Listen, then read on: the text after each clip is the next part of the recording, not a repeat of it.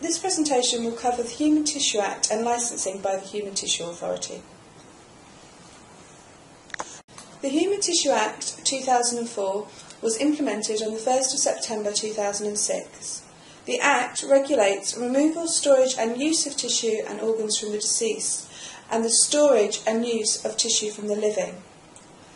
General information about the Act is that it covers England, Wales and Northern Ireland. There is separate legislation in Scotland, the Human Tissue Act Scotland of 2006.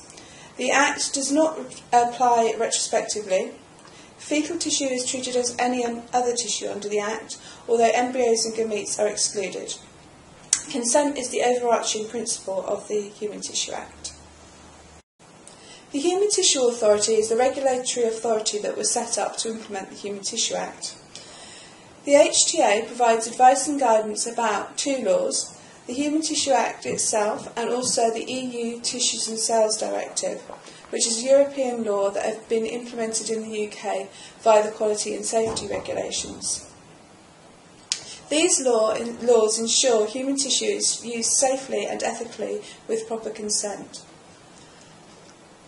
The HTA was established on the 1st of April 2005, and the regulatory aim is to create an effective regulatory framework for the removal, retention, use and disposal of human tissues and organs in which the public and professionals have confidence.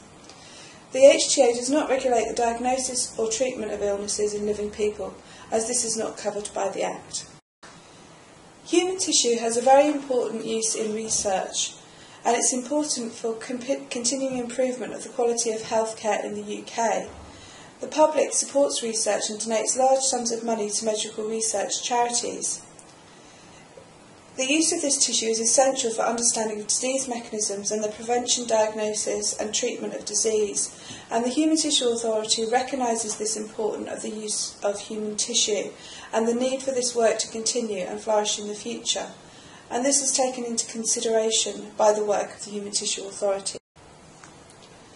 So for those working with human samples, what is the relevance of the Human Tissue Authority and the Human Tissue Act? Well, the Human Tissue Authority provides codes of practice which cover some main areas that support good practice to the use of human samples from the living and the dead. And particularly important areas for research are consent, and the HTA is keen on promoting the fact that consent should be generic and enduring.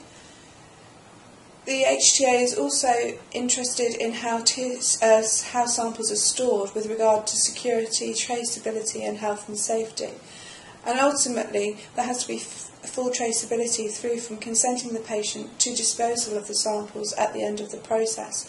And there need to be clear procedures in place for this to occur. So these are all areas that people using human samples need to think about. But who does the Act actually apply to? The Human Tissue Act applies to those using relevant material.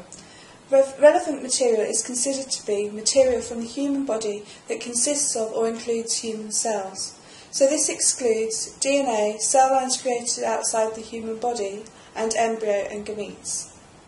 When looking at the definition of relevant material, what is actually included under whole human cells? Well, this can include waste products such as urine and faeces, which can contain whole cells within them, and cellular material such as cells and tissues, cerebral spinal fluid, ascites and saliva, but not, as I mentioned before, gametes.